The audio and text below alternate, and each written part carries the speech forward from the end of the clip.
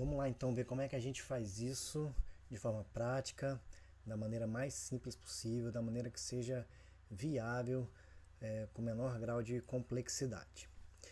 Então, vale a pena lembrar, como eu acabei de falar na aula passada, que o módulo 3, cujo nome é Seu Dinheiro, tem várias aulas ali que são bem detalhadas sobre a questão da gente entender melhor os nossos números, as nossas finanças, para onde vai o nosso dinheiro, quanto que a gente ganha, enfim, fazer um planejamento financeiro mais detalhado. Nas aulas principalmente ali de 7 a 10 e na aula 3 também tem um material muito detalhado que pode ser revisitado para servir de base para o que a gente vai fazer aqui agora. E aqui é uma proposta também muito em linha do que aquilo que a gente já viu no módulo 3, mas é um processo um pouco mais simples e que também pode ser seguido aqui, porque a gente fica sempre botando na balança a seguinte questão.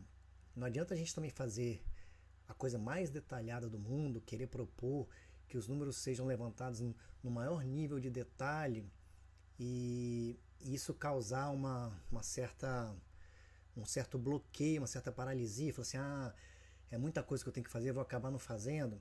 Então uma alternativa também é a gente fazer algo que não seja tão exato, tão detalhista, mas que é possível de ser feito. Que é algo que a gente possa dizer assim, isso aqui dá para eu fazer, dá para eu estimar, dá para eu ter uma noção. Então essa que é a ideia da gente usar um planejamento financeiro básico aqui, um planejamento financeiro mínimo que a gente vai precisar para poder dar sequência na questão das quitações das nossas dívidas. Então a gente começa com essa planilha aí, planejamento financeiro básico. No primeiro momento, a gente precisa ter uma ideia, um chute inicial. A gente precisa ter partir de uma estimativa daquilo que a gente gasta por mês e daquilo que é a nossa receita, a nossa renda líquida.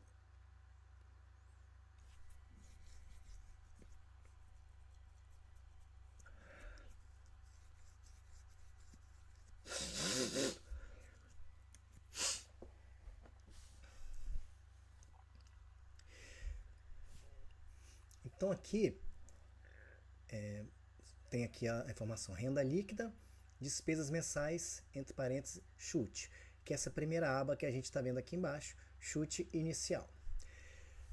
Então, para e pensa, sem fazer conta, sem pegar extrato, de cabeça mesmo, coloca aí quanto que é a sua renda líquida mensal, pelo menos aquela que você acha que é, se não é uma coisa tão certinha assim todo mês, e quais são as suas despesas mensais, o total das suas despesas mensais. Quanto que você gasta no mês? Quanto é que é o seu custo de vida?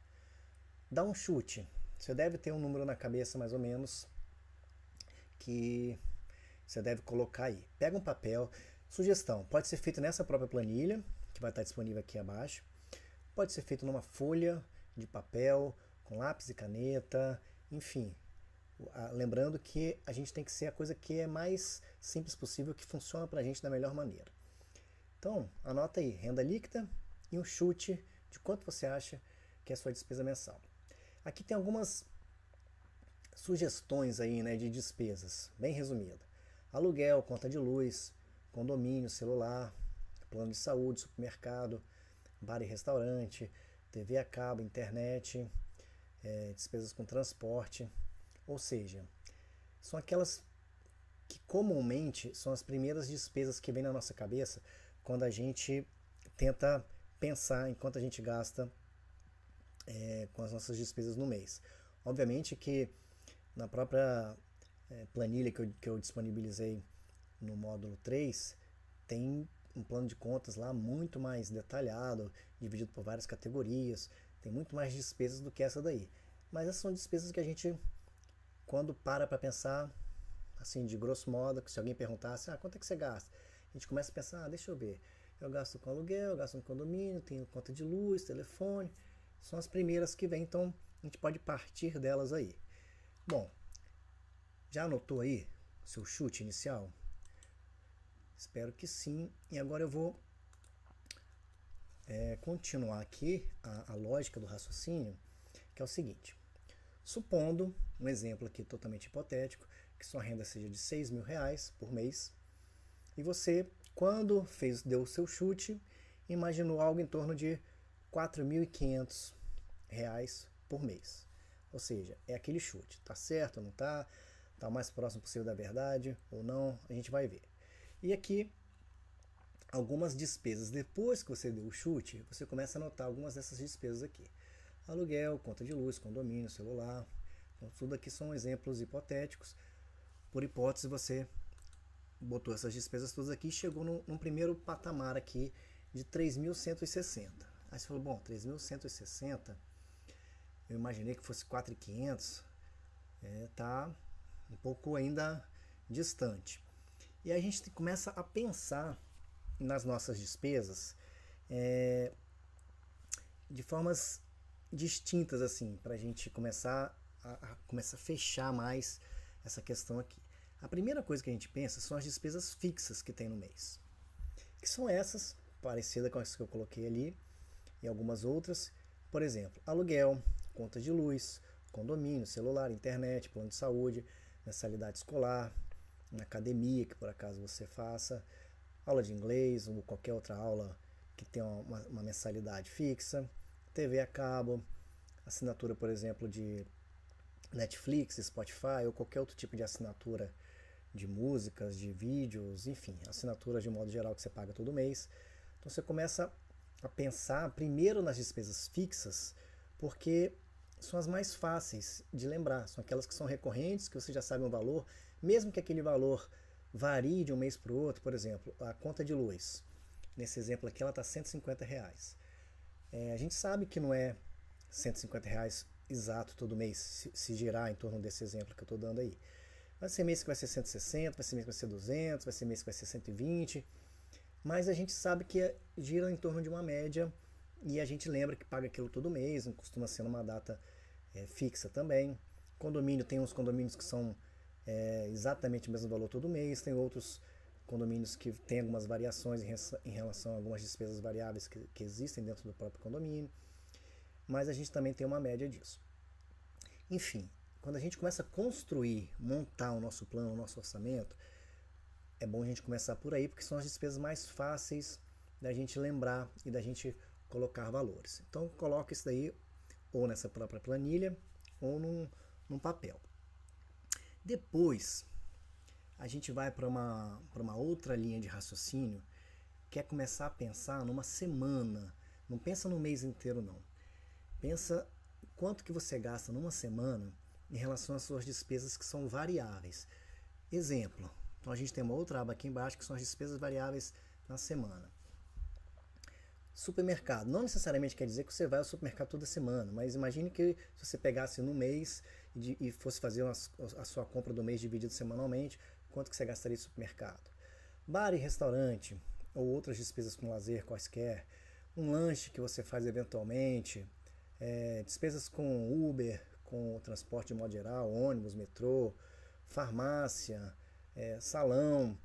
Então são coisas, tenta imaginar na sua semana, uma semana típica daquela que você tem, assim, obviamente que toda semana não vai ser igualzinho, tem umas que a gente tem algumas coisas que variam muito, que fogem daquele padrão que a gente gasta toda semana, mas imagina aquela semana mais típica, mais média que você tem, que tipos de gastos que você tem naquela semana. Então, tenta imaginar isso, é muito importante fazer esse exercício.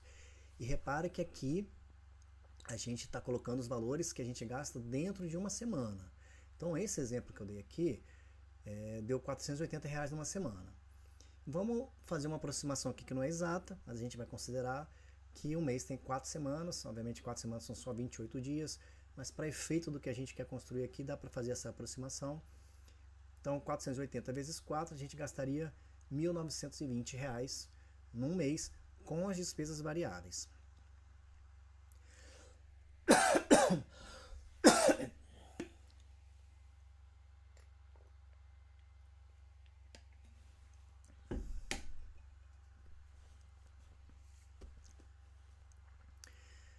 Se a gente pegar então e somar aqui as despesas fixas com as despesas variáveis, a gente já começa a ter uma coisa um pouco mais próxima da realidade. Então as despesas fixas eram aquelas que estavam dando lá 2.940 por mês, voltando aqui só para a gente pegar esse valor, exatamente a mesma coisa que estava. E as despesas variáveis, que deu 480 vezes 4.920.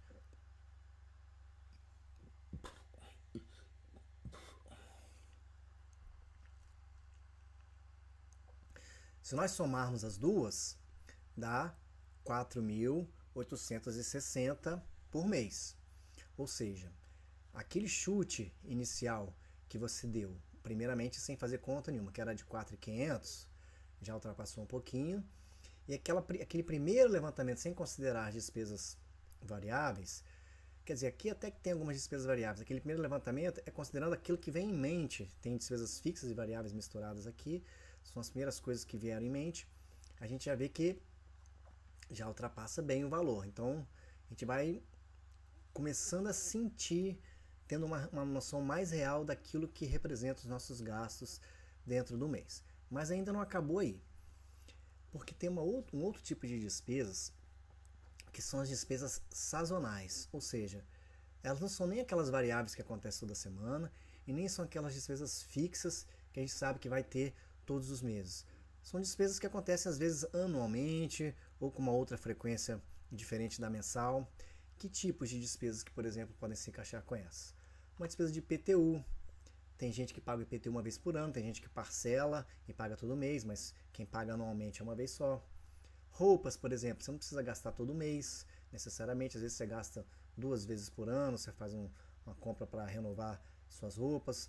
Compras de Natal, costuma ser muito comum no final do ano a gente gastar mais em função disso. Presente de aniversários, alguma despesa com viagem que você venha fazer, anuidade de cartão de crédito. Então tudo que foge daquela frequência mensal, daquilo que acontece religiosamente todos os meses, se encaixaria nessa categoria de despesas sazonais. Então é importante tentar imaginar e fazer aqui que tipos de despesas que você tem que se enquadram nessa categoria.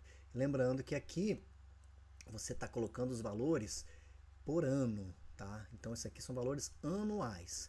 Então, e aí se a gente dividir, aqui nesse exemplo deu 2.400, se a gente dividir por 12 meses, a gente tem uma média mensal que gira em torno de R$ 200 por mês. E a gente vai para a próxima planilha, onde a gente vai começando a somar aquelas despesas fixas, que já eram 2.940, já tinha as despesas variáveis, que era na semana 480 vezes 4 dá 1.920 no mês, e as despesas sazonais, que dão em torno de 2.400 no ano, o que equivale a 200 por mês. Então, somando as 3 parcelas aí, nós temos 5.060 em média a nossa despesa mensal. Tá. E aí, tem uma outra coisa que é muito importante também, que são os imprevistos, né? Os imprevistos acontecem, a gente sabe disso, não tem como prever, o próprio nome já diz. Imprevisto é aquilo que a gente não tem a capacidade de prever previamente, mas a gente sabe que acontece. Uma eventualidade acontece, a gente precisa ter o dinheiro para gastar lá. Então é bom a gente ter uma margem de segurança para poder destinar para esses imprevistos. Aqui eu coloquei uma margem de 10%, se você quiser ser mais conservador, coloca uma margem de 15%, por exemplo. Então, 5.060 com mais 506, que é 10%, dá 5.566. Então, mais uma vez, repara que a gente partiu desse valor aqui, de uma renda de 6.000, achando que tinha uma despesa que gerava em torno de 4.500. No final das contas, quando a gente começou a botar a coisa mais na ponta do lápis, da maneira mais simples possível, já chegamos num número aproximado de 5.566. Isso é importante a gente fazer, porque muitas vezes a gente se pergunta assim, nossa, eu não sei para onde que vai meu dinheiro, minha despesa era para estar girando em torno de 4.500, ou seja, era para estar sobrando R$ 1.500 no mês, e não sobra. Como é que não sobra? Por que não sobra? Então, quando a gente começa a fazer esse tipo de exercício, a fazer esse levantamento aqui, por mais que seja simples, por mais que seja, a gente não está pegando os extratos aqui, anotando item por item que a gente gastou, uma coisa que realmente dá trabalho, que vale a pena ser feito para ter um número mais preciso, mas aqui a gente está falando Só de categorizar e de tentar lembrar tipos de despesas que a gente tem já dá uma margem boa de levantamento que a gente precisa ter aqui. E aí, tendo esses números vão ser importantes, primeiro por quê? Para a gente entender melhor quanto que sobra por mês, se é que sobra. Se não sobra, para a gente poder tentar entender aonde que a gente pode mexer para começar a sobrar, porque a gente precisa fazer sobrar para pagar as nossas dívidas que a gente já tem, porque se a gente não virar, não sair de, não mudar de lado aí, deixar de ser um devedor para passar a ser alguém que investe dinheiro, essa roda não termina nunca, a gente não sai nunca dessa, fica preso nessa armadilha aí para sempre. Então a gente precisa entender para onde está indo nosso dinheiro, quanto que a gente consegue fazer sobrar todos os meses para a gente trabalhar com esse valor que a gente vai ver logo em seguida numa próxima planilha, para a gente começar a tentar montar um plano de quitação das nossas dívidas. Primeiro nós temos essa parte prévia, a parte de entender os nossos números, a parte de fazer um diagnóstico mais próximo da nossa realidade em relação aos números. E uma coisa legal que é possível ser feita em termos desse planejamento financeiro é a gente fazer um acompanhamento semanal. Por que semanal? Porque está muito mais próximo da nossa realidade. Uma semana é uma coisa que está muito mais perto da gente controlar e da gente medir, da gente corrigir qualquer ajuste caso a gente esteja fugindo da rota.